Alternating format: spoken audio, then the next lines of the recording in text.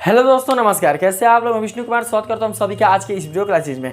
दोस्तों, आज के इस वीडियो क्लासेज में हम लोग कक्षा 9 के गणित विषय के प्रश्नावली 1.3 से संबंधित प्रश्न 7 और 8 का सोल्यूशन हम लोग आज के इस वीडियो क्लासेज में कवर करने वाले हैं।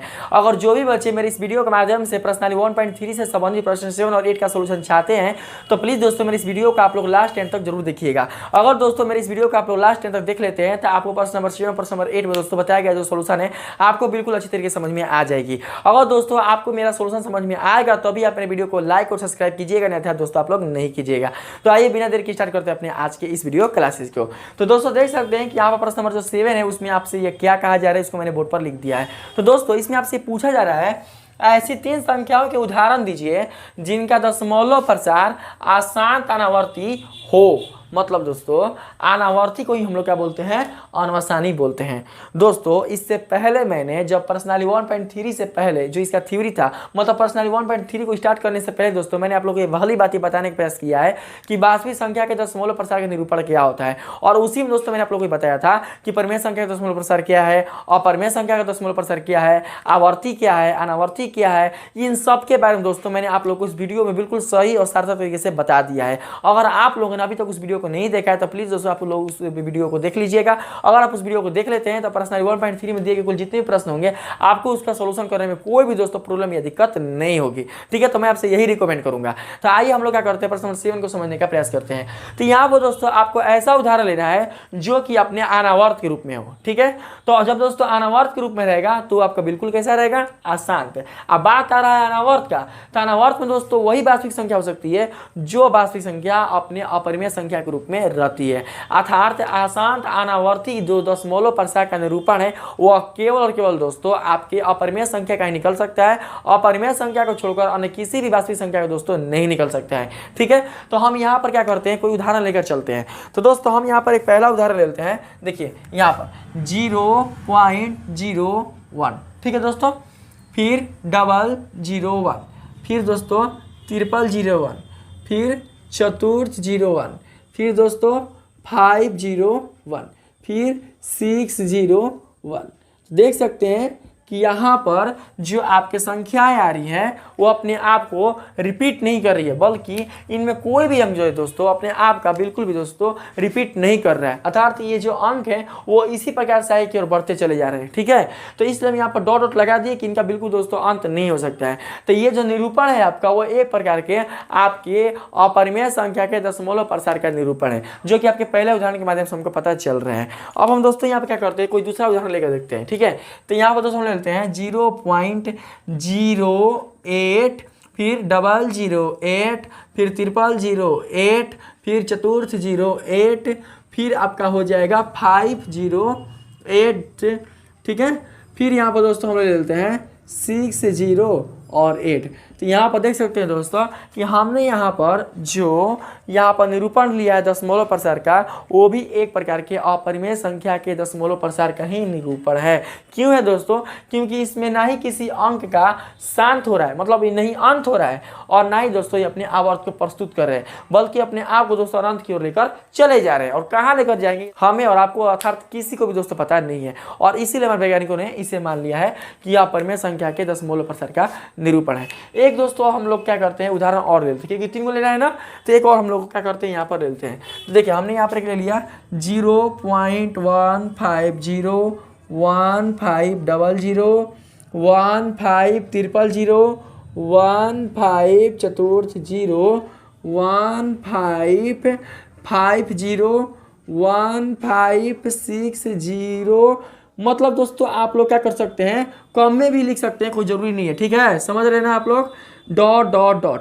तो इस प्रकार से आप देख सकते हैं कि आपके सामने 3 ठो उदाहरण दिए जा रहे हैं दशमलव प्रसार अशांत अनावर्ती वाले का। ठीक है, तो मुझे उम्मीद है दोस्तों कि आप लोग प्रश्नावली 1.3 का जो प्रश्न नंबर 7 है उसको अच्छी तरीके से आप लोग समझ गए होंगे। अब आप लोग बोलिएगा कि सर ये कहाँ से आ गया, कैसे आ गया? तो इसके लिए दोस्तों जो इसका उदाहरण जो था, उदाहरण इसके पहले वाला प्रश्नावली 1.3 जो उदाहरण था ना, जिसमें आपसे पूछ रहा है कि 2 परिमेय संख्याओं के बीच एक अपरिमेय संख्या ज्ञात कीजिए, तो उसमें दोस्तों मैंने आप लोगों को बिल्कुल सही और सार्थक तरीके से बताने का प्रयास किया है। बस आप एक बार उसे देख लीजिए तो इसको दोस्तों आपको समझने में कोई प्रॉब्लम नहीं होगी। कहिए रहे बस आप उदाहरण समझ लीजिए और उदाहरण उदाहरण के पहले का मैंने जो भी थ्योरी बताया है पर्सनली 1.3 का, उन सबको दोस्तों आप लोग बढ़िया से उसको कवर कर लीजिए। उसके बाद आप क्वेश्चन को पढ़िए और उसको समझिए और उसका दोस्तों सोल्यूशन कीजिए, आपको कोई भी प्रॉब्लम या दिक्कत नहीं होगी। तो उसको दोस्तों उतार लीजिए, हम लोग चलते हैं प्रश्न नंबर 8 पर। ठीक है, तो दोस्तों अब हम लोग क्या करते हैं, प्रश्न नंबर 8 को सोल्यूशन करने का प्रयास करते हैं। ठीक है, तो आइए हम लोग प्रश्न नंबर 8 को समझने का प्रयास करते हैं। इसमें दोस्तों आपसे ये कहा जा रहा है परिमेय संख्याओं 5/7 और 9/11 के बीच की 3 भिन्न अपरिमेय संख्याएं ज्ञात कीजिए। मतलब दोस्तों आपके सामने दो ठो परिमेय संख्या दिया हुआ है और आपको इन्हीं दो परिमेय संख्याओं के बीच 3 अलग अलग अपरिमेय संख्याएं ज्ञात करनी है। तो दोस्तों आप लोग को याद होगा कि जब मैं प्रश्नावली 1.3 स्टार्ट किया था तो उसके पहले प्रश्नावली 1.3 से संबंधित जो आपका उदाहरण नंबर 7 था उसमें मैंने दोस्तों आप लोग को बिल्कुल सही तरीके से बताने का प्रयास किया था कि हम लोग दिए हुए दो परिमेय संख्याओं के बीच कैसे एक या एक से अधिक अपरिमेय संख्या ज्ञात कर सकते हैं। अगर जो भी बच्चे दोस्तों उस वीडियो को नहीं देखे होंगे तो प्लीज आप उस वीडियो को देख लीजिएगा। अगर आप उस वीडियो को देख लेते हैं तो ऐसे क्वेश्चन का सोल्यूशन करने में आपको कोई भी प्रॉब्लम नहीं होगी, क्योंकि दोस्तों उस वीडियो में मैंने आप लोगों को प्रॉपर यही बताने की कोशिश किया है कि हम लोग दिए हुए दो परिमेय संख्याओं के बीच कैसे किस प्रकार से हम लोग अपरिमेय संख्याओं के मान का निर्धारण कर सकते हैं। ठीक है, तो अगर जो भी बच्चे मेरी इस वाले वीडियो पर नए होंगे तो सबसे पहले आप लोग क्या कीजिएगा कि इस वीडियो को समझने का प्रयास कीजिएगा। इसी वीडियो के माध्यम से दोस्तों आप लोग ये समझिएगा कि हम लोग दिए हुए दो परिमेय संख्याओं के बीच हम कैसे अपरिमेय संख्याओं का आकलन करेंगे, इनका मान का हम लोग निर्धारण करेंगे।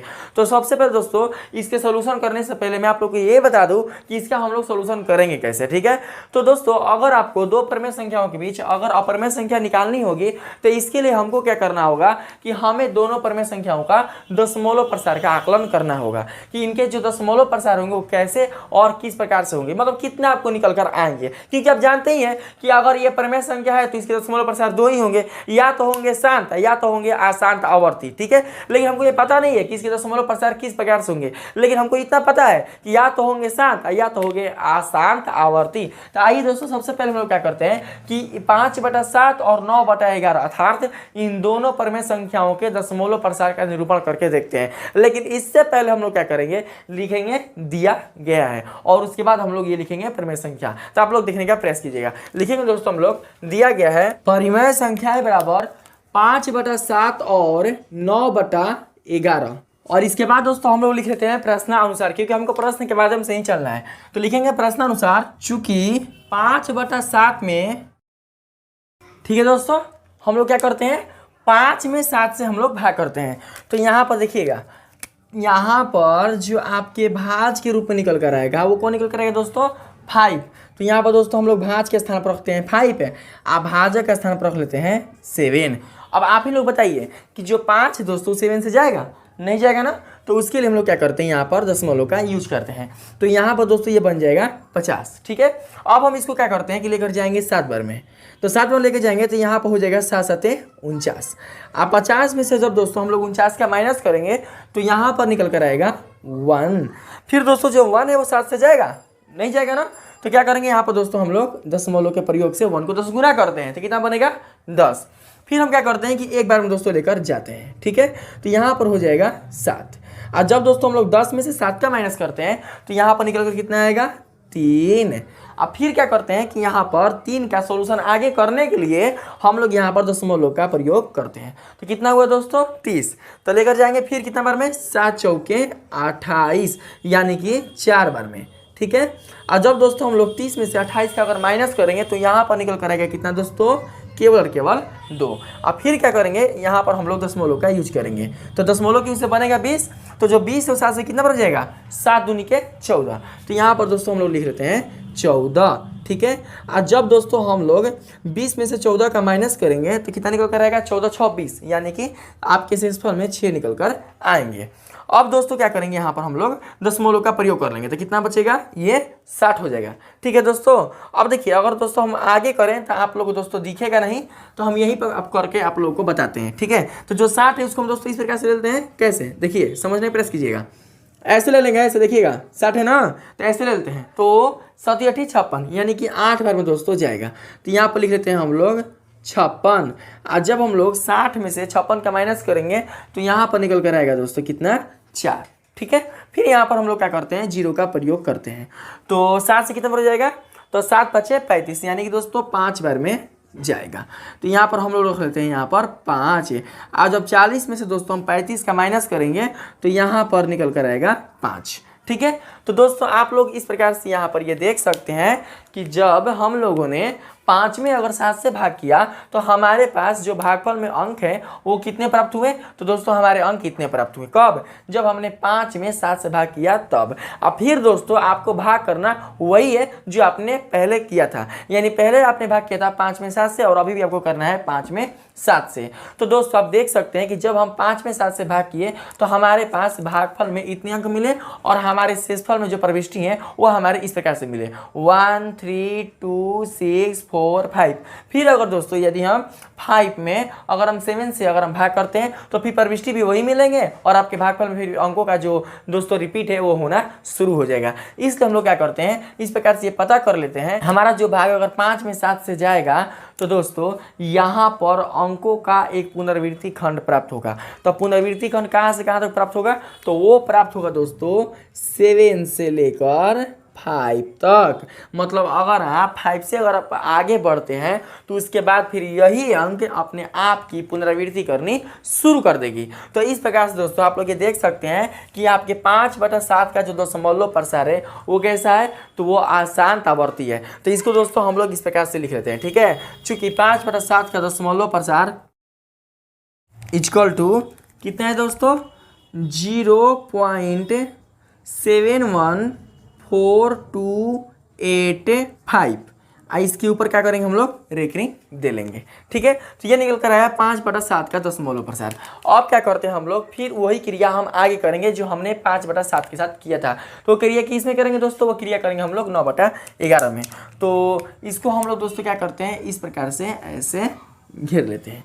तो आगे भी दोस्तों हम लोग क्या करते हैं, ऐसे लिख लेंगे। चूंकि 9/11 में 9 को 11 से भाग करने पर, ठीक है दोस्तों, तो यहाँ पर देखिएगा हम लोग क्या करेंगे, भाग करेंगे किसके साथ दोस्तों, तो हम लोग भाग करेंगे 9 में 11 के साथ। तो भाज्य ग्रुप में कौन आएगा, तो भाज्य ग्रुप में यहाँ पर निकल कर आएगा 9, भाजक रूप में निकल कर आएगा दोस्तों 11। तो जाएगा नहीं जाएगा ना, तो हम लोग क्या करते हैं यहाँ पर दशमलव का यूज करते हैं। तो ये बन जाएगा दोस्तों 90। अब यहाँ पर क्या करते हैं हम लोग 11 को लेकर जाते हैं, तो 11 8 88, तो यहाँ पर हो जाएगा 8 बार में 88। और जब दोस्तों हम लोग 90 में से 88 का माइनस करेंगे तो यहाँ पर निकल कर आएगा कितना 2। ठीक है, फिर नहीं जाएगा तो दोस्तों यहाँ पर हम लोग लिख लेते हैं 0, तो बन जाएगा 20। तो जाएगा कितना बार में दोस्तों, एक बार में। तो यहाँ पर दोस्तों हम लोग लिख लेते हैं 1। 11 एकम कितना होता है दोस्तों, 11 एकम होता है 11। आज जब हम लोग 20 में से 11 का माइनस करेंगे तो निकल कर आएगा कितना, तो निकल कर आएगा 9। मतलब आप देख सकते हैं कि जब हमने 9 में 11 से भाग किया तो हमारे पास भागफल में जो अंक प्राप्त हुए वो 8 और 1 प्राप्त हुए। अब फिर दोस्तों क्या करना है आपको आगे कि 9 में 11 से ही भाग देना है। तो आप समझदार हैं, समझ सकते हैं कि फिर अगर हम 9 में 11 से भाग देंगे तो फिर हमको 81 प्राप्त होगा, फिर भाग देंगे फिर 81 प्राप्त होगा। तो इसका मतलब ये हुआ कि 81 से इनकी पुनरावृत्ति होनी शुरू हो जाएगी। तो आप समझ सकते हैं दोस्तों कि आपके 9/11 का जो दशमलव प्रसार वो कितना है 0.81 है। तो जिस प्रकार से आपने यहाँ पर लिखा था उसी प्रकार से हम लोग क्या करते हैं यहाँ पर भी लिखकर यहाँ पर दर्शा देते हैं। ठीक है, तो लिखेंगे चूंकि 9/11 का दशमलव प्रसार इक्वल टू 0.81 पर रेकनिंग। ठीक है, तो दोस्तों आप यहाँ पर देख सकते हैं कि आपके 5/7 का भी दशमलव प्रसार निकल चुका है और 9/11 का भी आपका दशमलव प्रसार निकल चुका है।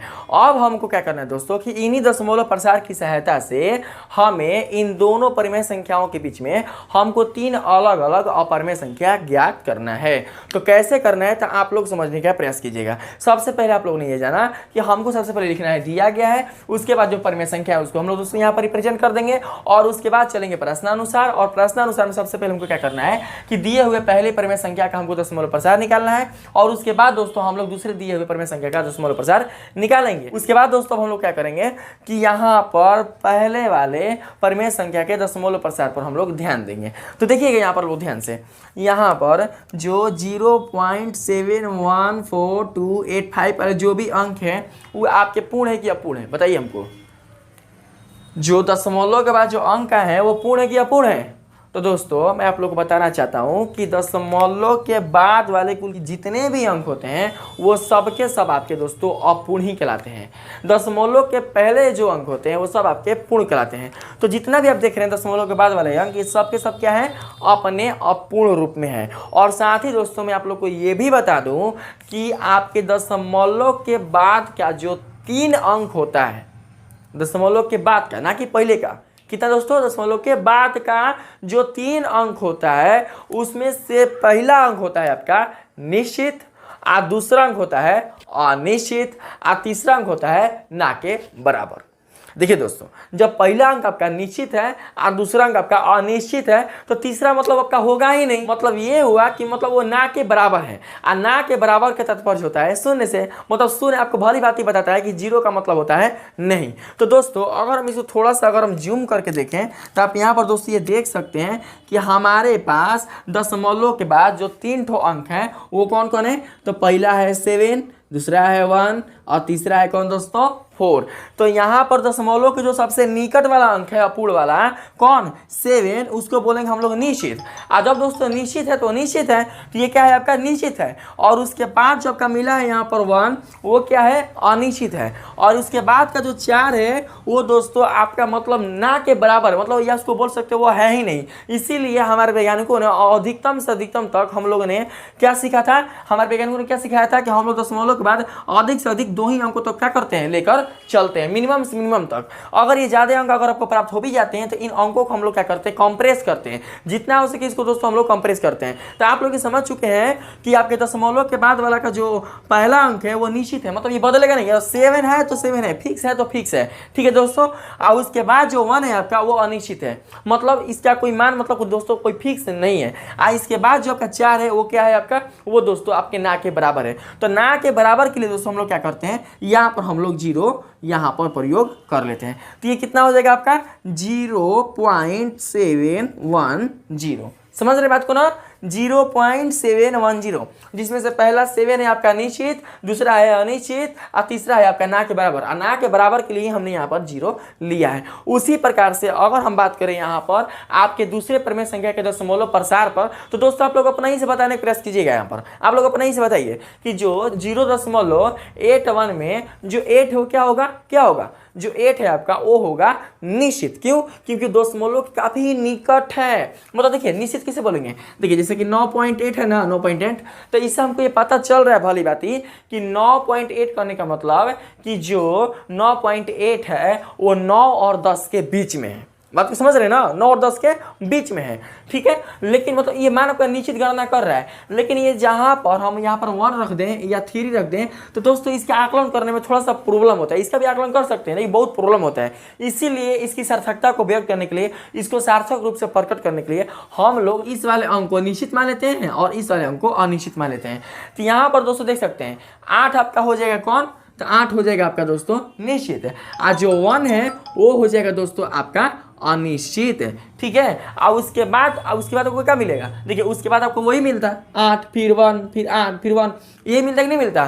तो इसको दोस्तों हम लोग क्या करेंगे, ना के बराबर मान लेंगे, और ना के बराबर का मतलब होता है 0। तो इस प्रकार से आप देख सकते हैं कि इसका कुछ मान इस प्रकार से हो जाएगा 810।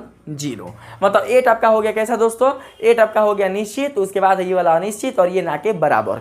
तो इसको लिख सकते हैं 0.810 के रूप में, इसको लिख सकते हैं 0.710 के रूप में। अब फिर क्या करना है दोस्तों कि हमको इन्हीं दोनों के बीच में हमको 3 गो अपरिमेय संख्या ज्ञात करना है। तो आप लोग समझने का प्रयास कीजिएगा। अतः 5/7 और 9/11 के बीच की 3 अपरिमेय संख्याएं।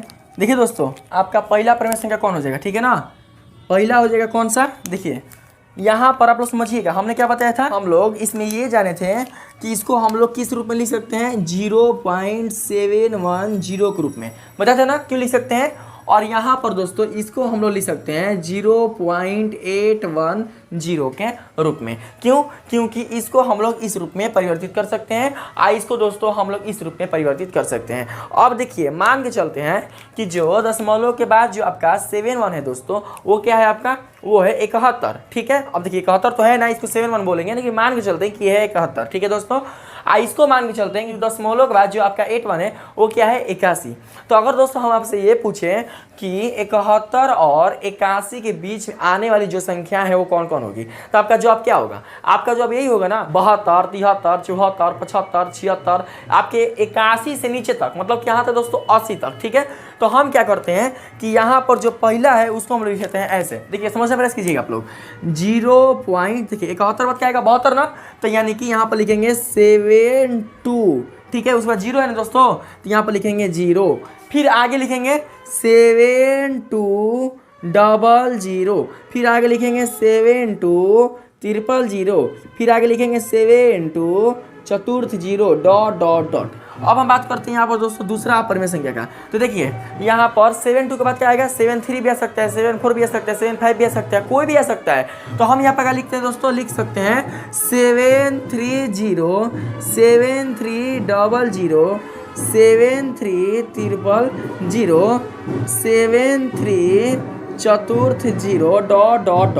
ठीक है, तो ये दोस्तों आपका क्या होगा, ये आपका दूसरा आपका अपरिमेय संख्या निकल कर आया। अब हम बात करते हैं यहाँ पर तीसरा अपरिमेय संख्या का। तो तीसरा दोस्तों ले लेते हैं, देखिए ये 0.81 है ना, तो तीसरा वो ले लेते हैं ये वाला 0.740, फिर 7400, फिर 7400 7400 डॉट। और यही दोस्तों निकल कर आ जाएगा आपका आंसर। तो इस प्रकार से दोस्तों हम लोगों ने जाना कि हम किस प्रकार से हम दिए हुए दो परिमेय संख्याओं के बीच हम चाहे तो इसके बीच आने वाले कुल जितने भी अपरिमेय संख्या है उसका दोस्तों हम लोग आकलन कर सकते हैं। तो सबसे पहले हम लोग क्या करेंगे, तो सबसे पहले हम लोग क्या करेंगे दोस्तों कि लिखेंगे परिमेय संख्या जो आपका दिया हुआ क्वेश्चन उसको लिख लेंगे। उसके बाद आपके दिए हुए परिमेय संख्याओं का हम लोग दशमलव प्रसार निकालेंगे, फिर दशमलव प्रसार को दोस्तों हम लोग माने में सजा लेंगे। ठीक है, कि आपके ये 3 अंक तक किस प्रकार से आपके ये निर्धारण होंगे और यहाँ पर जो 3 अंक तक है ये किस प्रकार से अपना निर्धारण करेंगे। और उसके बाद दोस्तों जब हम इसको सजा लेंगे तो इसके बाद हम खुद ही समझ सकते हैं कि इसके बीच आने वाला जो आपका अपरिमेय संख्या होगा वो दोस्तों किस प्रकार से होगा। तो मुझे उम्मीद है कि आपको दोस्तों आज के मेरे वीडियो का ये सोल्यूशन आपको पसंद आई होगी। अगर दोस्तों वीडियो आपको पसंद आई है तो प्लीज़ दोस्तों इस वीडियो को लाइक कीजिएगा, सब्सक्राइब कीजिएगा और पसंद है तो अपने दोस्तों में भी शेयर कीजिएगा। आज के लिए इतना ही, धन्यवाद।